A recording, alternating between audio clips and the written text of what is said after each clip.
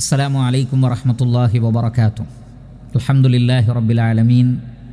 അസ്സലാത്തു വസ്സലാം അലാ അഷ്റഫിൽ അംബിയാഇ വൽ മുർസലീൻ നബിയിനാ വ ഹബീബിനാ മുഹമ്മദിൻ വ ആലിഹി വ അസ്ഹാബിഹി അജ്മഈൻ വ അലാ മൻ തബിഅഹും ബി ഇഹ്സാനിൻ ഇലാ യൗമിദ്ദീൻ. അമ്മാ ബഅദ്. ഏറെ ബഹുമാനമുള്ള സത്യവിശ്വാസികളെ, സഹോദരന്മാരെ, സഹോദരികളെ, അല്ലാഹു സുബ്ഹാനഹു വ തആലയുടെ അതിമഹത്തായ അനുഗ്രഹത്താൽ പരിശുദ്ധ ഖുർആനിൻ്റെ ശ്രേഷ്ഠതകളും അതുമായി ബന്ധപ്പെട്ട വിധിവിലക്കുകളും ഖുർആൻ പാരായണ രംഗത്തും അനുഷ്ഠാന രംഗത്തും സ്വീകരിക്കേണ്ടുന്ന മര്യാദകളെ സംബന്ധിച്ചുമെല്ലാം വിശദീകരിക്കുന്ന 100 ഹദീസുകളുടെ പഠനമാണ് നാം നിർവഹിച്ചു കൊണ്ടിരിക്കുന്നത്. അല്ലാഹു സുബ്ഹാനഹു വ തആലയുടെ തൗഫീഖോടുകൂടി 19ഓളം ഹദീസുകൾ കഴിഞ്ഞ ക്ലാസ്സുകളിൽ നാം മനസ്സിലാക്കി. ഓരോ ഹദീസുകളും പ്രത്യേകമായ അധ്യായങ്ങളിലാണ് നാം ഉൾപ്പെടുത്തിയിട്ടുള്ളത്. പരിശുദ്ധ ഖുർആനിൻ്റെ മഹത്വം നമ്മൾ വിശദീകരിച്ചു. ഖുർആൻ പഠിക്കുന്നവരുടെ മഹത്വം നാം വിശദീകരിച്ചു. അതേപോലെ തന്നെ പരിശുദ്ധ ഖുർആനിൻ്റെ അഹ്ലുകാർ ആരാണ്, അവരുടെ മഹത്വം എന്താണ്, ഖുർആൻ ഹിഫ്ളാക്കുന്നതിൻ്റെ പ്രാധാന്യം എന്താണ് തുടങ്ങിയിട്ടുള്ള കാര്യങ്ങളെല്ലാം അൽഹംദുലില്ലാഹ് നാം മനസ്സിലാക്കുകയുണ്ടായി. ഇൻഷാ അല്ലാഹ് ഇന്നത്തെ ദർസിൽ നമുക്ക് 20ാമത്തെ ഹദീസാണ് മനസ്സിലാക്കാനുള്ളത്. ഈ ഹദീസ് പ്രധാനമായും കൈകാര്യം ചെയ്യുന്ന വിഷയം പരിശുദ്ധ ഖുർആൻ അനുസരിച്ച് ജീവിക്കുന്നതിൻ്റെ പ്രാധാന്യമാണ്. ശ്രദ്ധിക്കുക, പരിശുദ്ധ ഖുർആൻ അനുസരിച്ച് ജീവിക്കുന്നതിൻ്റെ പ്രാധാന്യമാണ് ഈ ഹദീസ് നമ്മെ ബോധ്യപ്പെടുത്തുന്നത്. കാരണം നമുക്കൊക്കെ അറിയാവുന്നൊരു യാഥാർത്ഥ്യമുണ്ട്. അല്ലാഹു സുബ്ഹാനഹു വ തആല പരിശുദ്ധ ഖുർആൻ നമ്മിലേക്ക് അവതരിപ്പിച്ചത് കേവല പാരായണത്തിന് വേണ്ടി അല്ല, മറിച്ച് പാരായണം ചെയ്യുന്നത് എന്തിനാണ്? അതിൻ്റെ അർത്ഥവും ആശയവും മനസ്സിലാക്കുവാൻ വേണ്ടിയാണ്. അർത്ഥവും ആശയവും മനസ്സിലാക്കുന്നത് എന്തിനാണ്? അതനുസരിച്ചുകൊണ്ട് ജീവിക്കുവാൻ വേണ്ടിയാണ്. അതുകൊണ്ട് തന്നെ ഒരാൾ പരിശുദ്ധ ഖുർആൻ അനുസരിച്ച് ജീവിക്കുന്നില്ലെങ്കിൽ അവനെ ഖുർആനിൻ്റെ വക്താവായി പറയപ്പെടുകയില്ല. അങ്ങനെ അവന് ഖുർആനിൻ്റെ ആളുകളിൽ ഉൾപ്പെടാൻ സാധ്യവുമല്ല, അവൻ ഖുർആൻ അനുസരിച്ച് ജീവിക്കുന്നില്ലെങ്കിൽ. അതുകൊണ്ട് തന്നെ ഖുർആനിൻ്റെ അഹ്ലുകാരായ ആളുകൾക്ക് ഈ ലോകത്തും പരലോകത്തും ലഭിക്കുന്ന ശ്രേഷ്ഠതകളെക്കുറിച്ച് പറയുമ്പോൾ അത് കേവലം പാരായണം ചെയ്യലോ അതിലെ ആയാത്തുകളെ ഹിഫ്ളാക്കലോ മാത്രമല്ല എന്നും അത് അമലാക്കൽ കൂടി അതിൽ വളരെ പ്രധാനപ്പെട്ടതാണ് എന്നും നബി സല്ലല്ലാഹു അലൈഹി വസല്ലം ഓർമ്മപ്പെടുത്തിയിട്ടുണ്ട്. പ്രസ്തുത വിഷയത്തിലേക്ക് സൂചന നൽകുന്ന ഹദീസാണ് 20ാമത്തെ ഹദീസായി നാം മനസ്സിലാക്കുവാൻ ഉദ്ദേശിക്കുന്നത്. ഇമാം ഹാക്കിം റഹിമഹുല്ലാ അദ്ദേഹത്തിൻ്റെ മുസ്തദ്റക്കിൽ ഉദ്ധരിക്കുന്ന ഹദീസാണ്. തൻ്റെ സനദിലൂടെ അദ്ദേഹം പറയുന്നു, അഖ്ബറന ബക്ർ ഇബ്നു മുഹമ്മദിൻ അസ്സൈറഫിയു ബിമർവ قال حدثنا عبد الصمد بن الفضل البلخي قال حدثنا مكي بن إبراهيم قال حدثنا بشير بن مهاجر عن عبد الله بن بريدة الأسلمي عن أبيه رضي الله عنه قال. അപ്പോൾ ഇതാണ് സനദ്. أخبرنا بكر بن محمد الصيرافي بمروة قال حدثنا عبد الصمد بن الفضل البلخي قال حدثنا مكي بن إبراهيم قال حدثنا بشير بن مهاجر عن عبد الله بن بريدة الأسلمي عن أبيه رضي الله عنهم أجمعين قال قال رسول الله صلى الله عليه وسلم.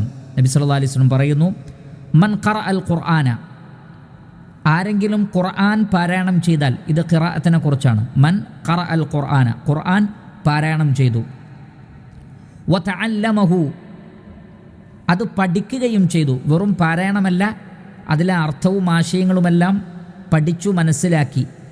അതിനു പുറമെ വഅമില ബിഹി, അതനുസരിച്ച് പ്രവർത്തിക്കുകയും ചെയ്തു. ശ്രദ്ധിക്കുക, അപ്പോൾ ഈ 3 കാര്യങ്ങളാണ്. 1 ഖിറാഅത്തുൽ ഖുർആൻ, 2 തഅല്ലുമുൽ ഖുർആൻ, 3 അൽ അമലു ബിൽ ഖുർആൻ. അതാണ് മൻ ഖറഅൽ ഖുർആന, ഖുർആൻ പാരായണം ചെയ്യുക, അത് വളരെ പ്രധാനപ്പെട്ടതാണ്. വതഅല്ലമഹു, അത് പഠിക്കണം, അത് പഠിക്കലും പ്രധാനപ്പെട്ടതാണ്. 3ാമത്തത് വഅമില ബിഹി, അതനുസരിച്ച് ജീവിക്കുകയും ചെയ്താൽ. അപ്പോൾ ഖുർആൻ അനുസരിച്ച് ജീവിക്കണം. അവർക്കാണ് ഈ ഇനി പറയാൻ പോകുന്ന മഹത്വമുള്ളത്. എന്താണ്? ഉൽബിസ യൗമൽ ഖിയാമ, ഖിയാമത്ത് നാളിൽ അയാൾ അണിയിക്കപ്പെടും താജൻ മിൻ നൂരിൻ, പ്രകാശം കൊണ്ടുള്ള ഒരു കിരീടം. ഒരു കിരീടം അണിയിക്കപ്പെടും. ആ കിരീടം എന്തുകൊണ്ടാണ് ഉണ്ടാക്കിയിട്ടുള്ളത്? പ്രകാശം കൊണ്ട്. ദൗഉഹു, അതിൻ്റെ വെളിച്ചം മിസ്ലു ദൗഇ ശംസ്, സൂര്യൻ്റെ വെളിച്ചം പോലെയാണ്. അപ്പോൾ സൂര്യൻ പ്രകാശിക്കുന്നത് പോലെ, സൂര്യൻ്റെ വെളിച്ചം പോലെ പ്രകാശിക്കുന്ന ഒരു അമൂല്യമായ കിരീടം ഈ വ്യക്തിക്ക് അണിയിക്കപ്പെടും. കാരണം 3 കാരണങ്ങളുണ്ട്. 1, അയാൾ ഖുർആൻ പാരായണം ചെയ്തു. 2, അതിൻ്റെ അർത്ഥം മനസ്സിലാക്കി. 3, വഅമില ബിഹി, അതനുസരിച്ച് ജീവിക്കുകയും ചെയ്തു. ഇനി ആ വ്യക്തിക്ക് മാത്രമല്ല, വയുക്സ വാലിദൈഹി ഹുല്ലതാനി, അതേപോലെ തന്നെ ആ വ്യക്തിയുടെ മാതാപിതാക്കൾ അണിയിക്കപ്പെടും 2 ഉടയാടകൾ അല്ലെങ്കിൽ 2 ആഭരണങ്ങൾ. ലാ യഖൂമു ബിഹിമ ദുനിയ, ഈ ദുനിയാവിലെ ഒന്നും അതിന് പകരമാവുകയില്ല, അത്രയും വിലപിടിപ്പുള്ളത്. ഫയഖൂലാനി, അപ്പോൾ ആ മാതാപിതാക്കൾ പറയും, ബിമ കുസീന, എന്തിനാണ് ഞങ്ങൾക്ക് ഇങ്ങനെ ഒരു ഉടയാട, ഒരു ആദരവിൻ്റെ വസ്ത്രം അല്ലെങ്കിൽ ആദരവിൻ്റെ ആഭരണം ഞങ്ങൾ അണിയിക്കപ്പെട്ടത് എന്തിനാണ് എന്നവർ പറയുമ്പോൾ, ഫയുഖാലു, അപ്പോൾ പറയപ്പെടും, ബി അഖ്ദി വലദിക്കുമൽ ഖുർആൻ, നിങ്ങളുടെ മക്കൾ ഖുർആൻ പഠിച്ചതുകൊണ്ടാണ്, അവർ ഖുർആൻ സ്വീകരിച്ചതുകൊണ്ടാണ് നിങ്ങൾക്ക് ഈ ഒരു മഹത്വം. അപ്പോൾ മക്കളെ ഖുർആൻ പഠിപ്പിച്ച മാതാപിതാക്കൾക്കുള്ള ഫضലാണത്. അവർ മറ്റു കാര്യങ്ങളൊക്കെ പഠിപ്പിക്കുന്നതിനേക്കാൾ പ്രാധാന്യത്തോടു കൂടി തങ്ങളുടെ മക്കളെ പഠിപ്പിച്ചത് പരിശുദ്ധ ഖുർആനാണ്. എന്ന് മാത്രമല്ല, ആ കുട്ടികളെ വെറും ഖുർആൻ പാരായണം ചെയ്യുന്നവർ മാത്രമല്ല, മറിച്ച് ഖുർആൻ അനുസരിച്ച് ജീവിക്കുന്നവരാക്കിയിട്ടാണ് ആ മാതാപിതാക്കൾ വളർത്തിയത്. അതുകൊണ്ടാണ് ആരുടെ മാതാപിതാക്കൾക്കാണ് ഇത് ലഭിക്കുന്നത്? അതാദ്യമേ പറഞ്ഞു, മൻ ഖറഅൽ ഖുർആന വതഅല്ലമഹു വഅമില ബി, ഖുർആൻ ഓതുകയും പഠിക്കുകയും അതനുസരിച്ച് ജീവിക്കുകയും ചെയ്ത വ്യക്തികളുടെ മാതാപിതാക്കൾ. അപ്പോൾ അവരെ ആ നിലക്ക് വളർത്താൻ വേണ്ടി പ്രവർത്തിക്കുകയും പ്രാർത്ഥിക്കുകയും ആഗ്രഹിക്കുകയും ചെയ്തവരാണ് ആര്? ഈ മാതാപിതാക്കൾ. അപ്പോൾ ആ നിലക്ക് മക്കളെ വളർത്താൻ വേണ്ടി ആഗ്രഹിച്ച, ഒരു പക്ഷേ ചില ഉലമാക്കൾ മറ്റു പല ഹദീസുകളുടെയും അടിസ്ഥാനത്തിൽ പറഞ്ഞതുപോലെ ആത്മാർത്ഥമായി മക്കൾ ഖുർആൻ പഠിക്കണമെന്ന് ആഗ്രഹിക്കുകയും അതിന് എല്ലാ സൗകര്യങ്ങളും അവർക്ക് ചെയ്തു കൊടുക്കുകയും ചെയ്തു. അങ്ങനെ സമ്പത്ത് കൊണ്ടും ശരീരം കൊണ്ടും പ്രാർത്ഥന കൊണ്ടും നിയ്യത്ത് കൊണ്ടും അധ്വാനിച്ച മാതാപിതാക്കൾക്ക് തീർച്ചയായും അല്ലാഹു സുബ്ഹാനഹു വ തആല ഈ ഒരു ഫള് നൽകും. മക്കൾ അങ്ങനെ ആയിട്ടില്ലെങ്കിൽ പോലും, അവർ വിചാരിച്ച രൂപത്തിൽ മക്കളായിട്ടില്ലെങ്കിൽ പോലും ആത്മാർത്ഥമായ അവരുടെ ആഗ്രഹവും പരിശ്രമവും ആ വിഷയത്തിലുണ്ടായിട്ടുണ്ടെങ്കിൽ തീർച്ചയായും അല്ലാഹു സുബ്ഹാനഹു വ തആല അവർക്ക് ആ പ്രതിഫലം നൽകുന്നതാണ്. ഇത് മറ്റു ഹദീസുകളിലൂടെ, അഥവാ ഒരാൾ ആത്മാർത്ഥമായി ഒരു കാര്യം ചെയ്യാൻ ഉദ്ദേശിച്ചാൽ അത് നടന്നിട്ടില്ലെങ്കിൽ പോലും അതിനയാൾക്കൊരു പ്രതിഫലമുണ്ട് എന്ന ഹദീസിൻ്റെ അടിസ്ഥാനത്തിൽ നമുക്ക് മനസ്സിലാക്കാൻ സാധിക്കുന്ന കാര്യമാണ്. അതുകൊണ്ട് നാം ആത്മാർത്ഥമായി ആഗ്രഹിക്കണം, നമ്മുടെ മക്കൾ ഖുർആൻ പഠിക്കണം. എല്ലാവരെയും പഠിപ്പിക്കാൻ ശ്രമിക്കുക. ചിലപ്പോൾ ചിലർ പഠിക്കും, എല്ലാവരും പഠിച്ചു കൊള്ളണമെന്നില്ല. പക്ഷേ നമ്മുടെ പരിശ്രമം ഒരിക്കലും നാം നിർത്തിക്കളയാൻ പാടില്ല. അതുകൊണ്ട് രക്ഷിതാക്കൾ അവർക്ക് നാളെ മഹ്ശറിൽ ഖിയാമത്ത് നാളിൽ അമൂല്യമായ ഇതേപോലെയുള്ള ആഭരണങ്ങളും ഉടയാടകളും ലഭിക്കണമെന്നവർ ആഗ്രഹിക്കുന്നുവെങ്കിൽ, മറ്റു സൃഷ്ടികൾക്കിടയിലെല്ലാം തങ്ങൾക്ക് വലിയ ആദരവ് ലഭിക്കണമെന്ന് അവർ ആഗ്രഹിക്കുന്നുവെങ്കിൽ, അവരുടെ മക്കളെ അവർ ഖുർആൻ പഠിപ്പിക്കട്ടെ, അതിൻ്റെ അർത്ഥവും ആശയവും അവർ പഠിപ്പിക്കട്ടെ. അതോടൊപ്പം തന്നെ ഖുർആനിൻ്റെ ഉള്ളടക്കത്തിനനുസരിച്ച് ജീവിക്കുന്ന നല്ല മക്കളാക്കി വളർത്താനുള്ള മതപരമായ വിദ്യാഭ്യാസവും ധാർമ്മിക ബോധവും അവർ തങ്ങളുടെ മക്കൾക്ക് നൽകട്ടെ. അങ്ങനെ ഖുർആനിൻ്റെ പഠനത്തിനും പാരായണത്തിനും അതനുസരിച്ചുള്ള ജീവിതത്തിനും പ്രോത്സാഹനം നൽകുന്ന, പരസ്പരം അതിനുവേണ്ടി പ്രാർത്ഥിക്കുകയും പ്രവർത്തിക്കുകയും ചെയ്യുന്ന നല്ലൊരു കുടുംബമായി മാറാൻ നമുക്കെല്ലാവർക്കും സാധിക്കേണ്ടതുണ്ട്. ആ വിഷയത്തിലേക്ക് കൂടി ഈ ഹദീസ് സൂചന നൽകുന്നു. അപ്പോൾ പ്രധാനമായും ഈ ഹദീസ് 2 കാര്യങ്ങളാണ് നമുക്ക് പഠിപ്പിച്ചു തരുന്നത്. ഒന്ന്, പരിശുദ്ധ ഖുർആൻ നമ്മൾ പഠിക്കുന്നത് അതനുസരിച്ച് ജീവിക്കാനാണ്. അതുകൊണ്ട് ഖുർആൻ അനുസരിച്ച് ജീവിക്കൽ പ്രധാനപ്പെട്ടതാണ്. രണ്ടാമത്തത്, മാതാപിതാക്കൾ, മക്കൾ, അങ്ങനെ ഒരു കുടുംബം അവർ ഖുർആൻ പഠിക്കാൻ പരസ്പരം പ്രോത്സാഹിപ്പിക്കണം. മക്കളെ അതിന് മാതാപിതാക്കൾ സഹായിക്കണം.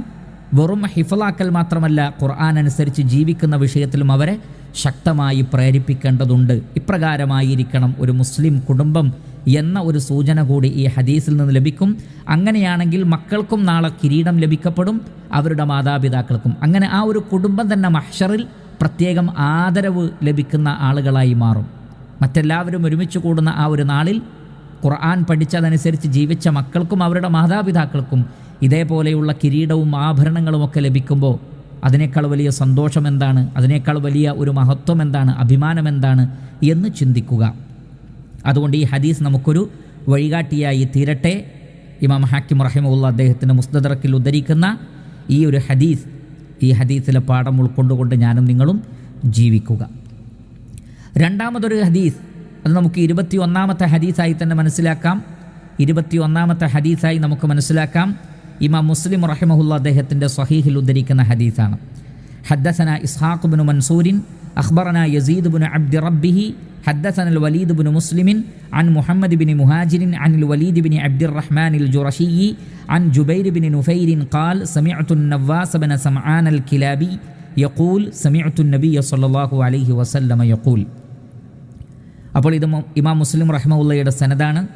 അദ്ദേഹം പറയുന്നത് ഹദ്ദസന ഇസ്ഹാഖ് ഇബ്നു മൻസൂരിൻ ഖാൽ അഖ്ബറന യസീദ് ബിൻ അബ്ദി റബ്ബിഹി ഖാൽ حدثنا الوليد بن مسلم عن محمد بن مهاجر عن الوليد بن عبد الرحمن الجرشي عن جبير بن نفير قال سمعت نواس بن سمعان الكلابي رضي الله تعالى عنهم أجمعين يقول سمعت النبي صلى الله عليه وسلم يقول. അള്ളാഹുവിൻ്റെ റസൂൽ പറയുന്നത് ഞാൻ കേട്ടു എന്ന് പറഞ്ഞുകൊണ്ട് നവാസ് ബിൻ സമആൻ റളിയല്ലാഹു അൻഹു പറയുന്നത് യുഅ്താ ബിൽ ഖുർആനി യൗമൽ ഖിയാമ, ഖിയാമത്ത് നാളിൽ ഖുർആൻ കൊണ്ടുവരപ്പെടും. യുഅ്താ ബിൽ ഖുർആനി, ഖുർആൻ കൊണ്ടുവരപ്പെടും. യൗമൽ ഖിയാമ, ഖിയാമത്ത് നാളിൽ. അവരെ മാത്രമല്ല വ അഹ്ലിഹി, ഖുർആനിൻ്റെ ആളുകളെയും കൊണ്ടുവരപ്പെടും. അപ്പോൾ ഖുർആനും കൊണ്ടുവരപ്പെടും. യുഅ്താ ബിൽ ഖുർആൻ, ഖുർആൻ കൊണ്ടുവരപ്പെടും. യൗമൽ ഖിയാമ, ഖിയാമത്ത് നാളിൽ. വ അഹ്ലിഹി, ഖുർആനിൻ്റെ അഹ്ലുകാരെയും കൊണ്ടുവരപ്പെടും. ആരാണ് ഖുർആനിൻ്റെ അഹ്ലുകാർ? അതാണ് നമ്മുടെ വിഷയം. അല്ലദീന കാനൂ യഅമലൂന ബിഹി, ഖുർആൻ അനുസരിച്ച് ദുനിയാവിൽ പ്രവർത്തിച്ച ആളുകൾ, അവരാണ് ഖുർആനിൻ്റെ ആളുകൾ. അപ്പോൾ കേവലം പാരായണം ചെയ്യുന്നവരോ ഹിഫ്ളാക്കുന്നവരോ ഖുർആനിൻ്റെ അഹ്ലുകാരായി അറിയപ്പെടുകയില്ല. മറിച്ച് ശരിയായ ഖുർആനിൻ്റെ അഹ്ലുകാരെന്ന് പറഞ്ഞാൽ ഖുർആൻ അനുസരിച്ച് ജീവിക്കുന്നവനാണ്. അവനൊരു പക്ഷേ ഖുർആനിൽ ഹിഫ്ളോ നന്നായി പാരായണം ചെയ്യാനുള്ള തജ്വീദ് നിയമങ്ങളോ പഠിച്ചിട്ടില്ലെങ്കിൽ പോലും ഖുർആനിലെ വിധിവിലക്കുകൾ അനുസരിച്ച് ജീവിക്കുന്ന ഒരു മനുഷ്യൻ ഖുർആനിൻ്റെ അഹ്ലുകാരനാണ്. അപ്പോൾ യുഅ്താ ബിൽ ഖുർആനി യൗമൽ ഖിയാമത്തി വ അഹ്ലിഹി അല്ലദീന കാനൂ യഅമലൂന ബിഹി, ഖുർആനിനെയും ഖുർആനിൻ്റെ ആളുകളെയും അഥവാ അല്ലദീന കാനൂ യഅമലൂന ബിഹി, ഖുർആൻ അനുസരിച്ച് പ്രവർത്തിക്കുന്നവരെയും. ഈ ഹദീസും നമ്മളുടെ വിഷയത്തിന്, നമ്മുടെ അധ്യായത്തിന് നാം നൽകിയ പേരിനോട് യോജിക്കുന്നതാണ്. അഥവാ ഖുർആൻ അനുസരിച്ച് ജീവിക്കുന്നതിൻ്റെ പ്രാധാന്യം. അപ്പോൾ അല്ലദീന കാനൂ യഅമലൂന ബിഹി, ഖുർആൻ അനുസരിച്ച് ജീവിക്കുന്നവരും കൊണ്ടുവരപ്പെടും ഖിയാമത്ത് നാളിൽ. തഖ്ദുമുഹു സൂറത്തുൽ ബഖറ വ ആലു ഇമ്രാൻ, അവരുടെ മുന്നിൽ നയിക്കുന്നത് ഖുർആനിനെ, അതല്ലെങ്കിൽ ഈ ആളുകളെ നയിക്കുന്നത് സൂറത്തുൽ ബഖറയും സൂറത്തു ആലു ഇമ്രാനുമായിരിക്കും. സൂറത്തുൽ ബഖറയും സൂറത്തു ആലു ഇമ്രാനുമായിരിക്കും. വദറബ ലഹുമാ റസൂലുള്ളാഹി സ്വല്ലല്ലാഹു അലൈഹി വസല്ലം, സൂറത്തുൽ ബഖറക്കും സൂറത്തു ആലു ഇമ്രാനിനും നബി സല്ലല്ലാഹു അലൈഹി വസല്ലമ ഉപമകൾ പറഞ്ഞു. കഴിഞ്ഞ ക്ലാസ്സിൽ നമ്മളത് സവിസ്തരം വിശദീകരിച്ചിട്ടുണ്ട്. ഏതൊക്കെയാണ് ആ ഉപമകൾ? സലാസത അംസാലിൻ മാ നസീതുഹുന്ന ബഅദു. നവാസ് ബിൻ സമആൻ റളിയല്ലാഹു അൻഹു പറയുകയാണ്, 3 ഉപമകൾ അള്ളാഹുവിൻ്റെ പ്രവാചകൻ സൂറത്തുൽ ബഖറക്കും സൂറത്തു ആലി ഇമ്രാനിനും നൽകിയിട്ടുണ്ട്. മാ നസീതുഹുന്ന ബഅദു, ഞാൻ ഇതുവരെ അത് മറന്നിട്ടില്ല എന്നാണ്. ഖാല, എന്നിട്ട് പറഞ്ഞു ഏതൊക്കെയാണ് ആ ഉപമകൾ? കഅന്നഹുമാ, സൂറത്തുൽ ബഖറയും സൂറത്തു ആലി ഇമ്രാനും കഅന്നഹുമാ ഗമാമത്താൻ, 2 മേഘക്കൂട്ടങ്ങൾ പോലെ, തണൽ നൽകുന്ന 2 വെള്ള മേഘക്കൂട്ടങ്ങൾ പോലെ. അതല്ലെങ്കിൽ ഔ ദുല്ലതാനി സൗദാവാനി ബൈനഹുമാ, ഔ ദുല്ലതാനി സൗദാവാനി ബൈനഹുമാ, ബൈനഹുമാ ഷർഖുൻ, 2 കറുത്ത തണലുകൾ പോലെ. ബൈനഹുമാ ഷർഖുൻ, അതിന് രണ്ടിനുമിടയിൽ ഒരു പ്രകാശമുണ്ട്. അപ്പോൾ കഅന്നഹുമാ ഗമാമത്താൻ, 2 മേഘങ്ങൾ പോലെ. അല്ലെങ്കിൽ ഔ ദുല്ലതാനി സൗദാവാനി ബൈനഹുമാ ഷർഖുൻ, നടുക്ക് പ്രകാശമുള്ള 2 തണലുകൾ പോലെ, കറുത്ത തണലുകൾ പോലെ. അല്ലെങ്കിൽ ഔ കഅന്നഹുമാ ഹിസ്ഖാനി മിൻ ത്വയ്രിൻ സവാഫ്, അണിയണിയായി അല്ലെങ്കിൽ കൂട്ടം കൂട്ടമായി പാറിപ്പറക്കുന്ന 2 പക്ഷിക്കൂട്ടങ്ങൾ പോലെ. സൂറത്തുൽ ബഖറയും സൂറത്തു ആലി ഇമ്രാനും ഖിയാമത്ത് നാളിൽ വരും. അപ്പോൾ ഖുർആനിനെ നയിക്കുന്നത് സൂറത്തുൽ ബഖറയും സൂറത്തു ആലി ഇമ്രാനുമാണ്. ഖുർആനിൻ്റെ ആളുകളെയും നയിക്കുന്നത് സൂറത്തുൽ ബഖറയും സൂറത്തു ആലി ഇമ്രാനുമാണ്. അവർക്ക് നൽകപ്പെട്ട ഉപമകളാണ് 2 മേഘങ്ങൾ പോലെ, അല്ലെങ്കിൽ 2 തണലുകൾ പോലെ, അല്ലെങ്കിൽ 2 പക്ഷികളുടെ കൂട്ടങ്ങൾ പോലെ. അത് വരും, തണൽ നൽകിക്കൊണ്ടുവരും. തുഹാജാനി അൻ സ്വാഹിബിഹിമ, എന്താണ് സൂറത്തുൽ ബഖറയും സൂറത്തു ആലി ഇമ്രാനും ചെയ്യുന്നത്? തുഹാജാനി, അവർ വാദിക്കും, അള്ളാഹുവിനോട് വാദിക്കും. അൻ സ്വാഹിബിഹിമ, അത് രണ്ടിൻ്റെയും ആളുകൾക്ക് വേണ്ടി, അഥവാ സൂറത്തുൽ ബഖറയും സൂറത്തു ആൽ ഇംറാനും പഠിക്കുകയും അത് ഉൾക്കൊണ്ടുകൊണ്ട് ജീവിക്കുകയും ചെയ്ത ആളുകൾക്ക് വേണ്ടി, പരിശുദ്ധ ഖുർആനിൻ്റെ അഹ്ലുകാർക്ക് വേണ്ടി സൂറത്തുൽ ബഖറയും സൂറത്തു ആൽ ഇംറാനും പ്രത്യേക ശുപാർശ പറയും. ഖുർആൻ മൊത്തത്തിൽ തന്നെ ശുപാർശ പറയുന്നതാണ്. ഖുർആൻ മൊത്തത്തിൽ ശുപാർശ പറയും. സൂറത്തുൽ ബഖറയും ആൽ ഇംറാനും പ്രത്യേകമായി ശക്തമായി വാദിക്കും. അതുകൊണ്ട് തന്നെ പരിശുദ്ധ ഖുർആൻ അതനുസരിച്ച് പ്രവർത്തിച്ച ആളുകൾ, അതാണ് ഇവിടെ പ്രത്യേകം പറഞ്ഞത്. ഖുർആനിൻ്റെ ശുപാർശ ലഭിക്കുന്നത് വെറും പാരായണം ചെയ്തവർക്കല്ല. ഖുർആനിൻ്റെ ശുപാർശ ലഭിക്കുന്നത് വെറും ഹാഫിളായ ആളുകൾക്ക് മാത്രമല്ല, മറിച്ചു അഹ്ലിഹിൽ ലദീന കാനൂ യഅമലൂന ബിഹി, ഖുർആൻ അനുസരിച്ച് ജീവിച്ചവരാരാണോ അവർക്ക് വേണ്ടിയാണ് ഖുർആൻ വാദിക്കുന്നത്, അള്ളാഹുവിനോട് ശുപാർശ പറയുന്നത് എന്ന് മനസ്സിലാക്കുക. അപ്പോൾ ഈ രണ്ട് ഹദീസുകളിൽ നിന്നും നമുക്ക് ലഭിക്കുന്ന വളരെ വലിയ ഗുണപാഠം, പരിശുദ്ധ ഖുർആനിൻ്റെ അഹ്ലുകാരാവുക, ഖുർആനിൻ്റെ സാഹിബുകളാവുക എന്നൊക്കെ പറഞ്ഞാൽ, അല്ലെങ്കിൽ ഖുർആനിൻ്റെ ആളുകൾക്ക് ഇന്ന ശ്രേഷ്ഠത ഈ ലോകത്തും ഖബറിലും മഹ്ശറിലുമുണ്ട് എന്ന് പറയുമ്പോൾ തീർച്ചയായും നമ്മൾ മനസ്സിലാക്കണം അത് ഖുർആൻ അനുസരിച്ച് ജീവിക്കുന്നവർക്കുള്ളതാണ് എന്ന്.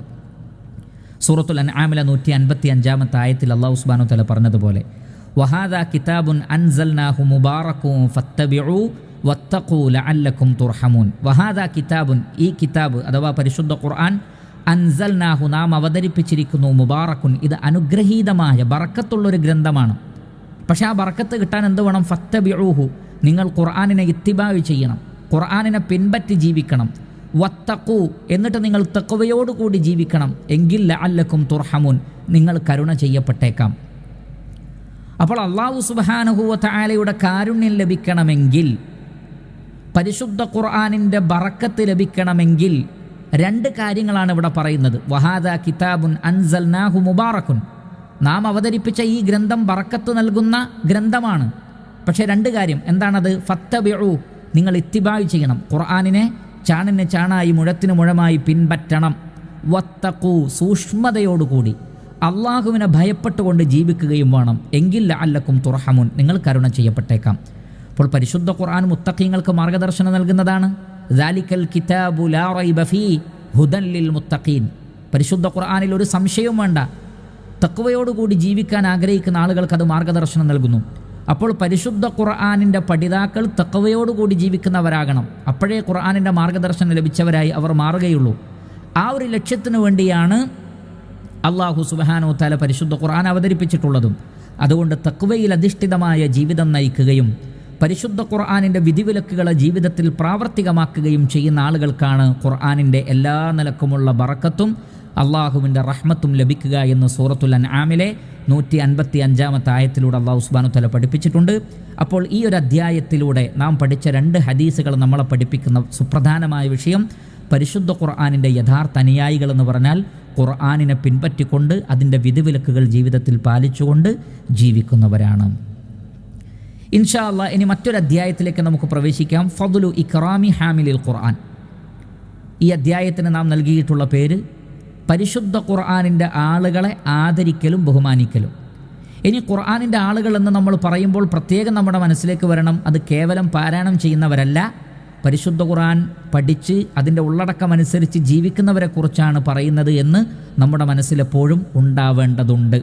അപ്പോൾ ഇവിടെ ഈ അധ്യായത്തിന് പേര് നൽകിയിട്ടുള്ളത് ഖുർആനിൻ്റെ ആളുകളെ, ഖുർആനിൻ്റെ വാഹകരെ ആദരിക്കൽ. ഖുർആൻ പഠിച്ച് അതനുസരിച്ച് ജീവിക്കുന്ന ആളുകളോട് ആദരവും ബഹുമാനവും നിലനിർത്തൽ, ഈ വിഷയത്തിലേക്ക് സൂചന നൽകുന്ന ഹദീസാണ് നമുക്ക് പഠിക്കാനുള്ളത്. 22ാമത്തെ ഹദീസായി നമുക്ക് ഈ ഹദീസ് മനസ്സിലാക്കാം. അൽ ഹദീസു അസ്സാനി വഇശ്റൂൻ, 22ാമത്തെ ഹദീസ്. ഈ ഹദീസ് ഇമാം അബൂ ദാവൂദ് റഹിമഹുല്ലാഹ് അദ്ദേഹത്തിന് സുനനിൽ ഉദ്ധരിക്കുന്ന ഹദീസാണ്. ഹദ്ദസന ഇസ്ഹാഖ് ബിൻ ഇബ്രാഹിം അസ്സവാഫു ഖാല ഹദ്ദസന അബ്ദുല്ലാഹ് ബിൻ ഹുംറാൻ ഖാല അഖ്ബറന ഔഫ് ബിൻ അബി ജമീല عن زياد بن مخراق عن أبي كنانة عن أبي موسى الأشعري رضي الله تعالى عنه. ونقولي سند منسلاكم.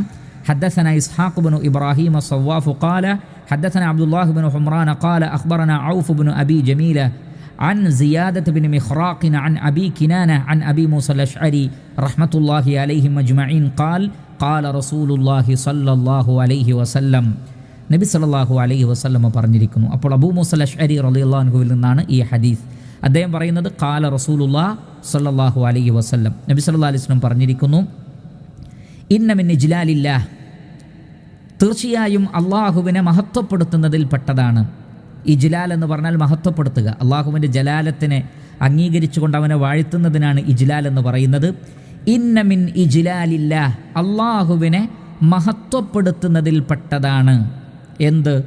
ഇഖ്റാമ, ആദരിക്കൽ. ആരെ?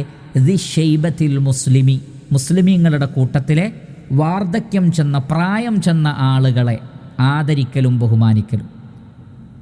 അൽ ബറക്കത്തു മഅ അകാബിരിക്കും, നബി സല്ലല്ലാഹു അലൈഹി വസല്ലം പഠിപ്പിച്ചതാണ്. ബറക്കത്ത് നിങ്ങളുടെ കൂട്ടത്തിലെ മുതിർന്നവരുടെ കൂടെയാണ്. പ്രായം ചെന്നവർക്ക് അല്ലാഹു സുബ്ഹാനഹു വ തആല പ്രത്യേകമായ സ്ഥാനം നൽകിയിട്ടുണ്ട് അവൻ്റെ ശരീഅത്തിൽ. അവരെ ആദരിക്കാനും ബഹുമാനിക്കാനും പറയുന്നുണ്ട്. അവർ മാതാപിതാക്കളാണെങ്കിൽ പരിശുദ്ധ ഖുർആൻ പറയുന്നത്, അവർ നിങ്ങളുടെ അടുക്കൽ വാർദ്ധക്യം ചെന്നാൽ ഫലാ തഖുൽ ലഹുമാ ഉഫിൻ, ഛേ എന്നൊരു വാക്ക് പോലും അവരോട് പറയരുത്. വലാ തൻഹർഹുമ, അവരെ കയ്യൊയ്യരുത്. വഖുൽ ലഹുമാ ഖൗലൻ കരീമ, മാന്യമായി അവരോട് സംസാരിക്കണം. വഖ്ഫിദ് ലഹുമാ ജനാഹ ദുല്ലി മിനർ റഹ്മ, കാരുണ്യത്തിൻ്റെ ചിറക് അവർക്ക് താഴ്ത്തി കൊടുക്കണം. വഖുർ റബ്ബിർഹംഹുമാ കമാ റബ്ബയാനി സഗീറ, ചെറുപ്പത്തിൽ ഞങ്ങളോട് ഇവർ കാരുണ്യപൂർവ്വം പെരുമാറുകയും ഞങ്ങളെ പോറ്റി വളർത്തുകയും ചെയ്തതുപോലെ അള്ളാഹു ഇവരോട് നീ കാരുണ്യം കാണിക്കണമെന്ന് പ്രാർത്ഥിക്കണം. നമ്മുടെ വീട്ടിൽ നമ്മുടെ മാതാപിതാക്കൾക്ക് വാർദ്ധക്യം ചെന്നാൽ അവരോടുള്ള പെരുമാറ്റത്തിൻ്റെ അതുല്യമായ മാർഗനിർദ്ദേശങ്ങളാണ് സൂറത്തുൽ ഇസ്രായിലെ ഈ വചനങ്ങളിലൂടെ നമ്മൾ മനസ്സിലാക്കിയിട്ടുള്ളത്.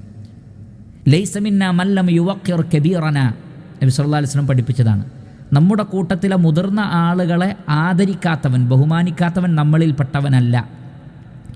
അപ്പോൾ ഒരു യഥാർത്ഥ മുസ്ലിമിൻ്റെ സ്വഭാവത്തിൽപ്പെട്ടതാണ് മുതിർന്ന ആളുകളെ, വാർദ്ധക്യം ചെന്ന ആളുകളെ ബഹുമാനിക്കൽ. അതാണ് ഇവിടെ പറഞ്ഞത്. അത് വെറും ഒരു മുസ്ലിമിൻ്റെ മര്യാദ എന്നതിനപ്പുറം ഇവിടെ പ്രയോഗിച്ച പ്രയോഗം വളരെ ശ്രദ്ധേയമാണ്.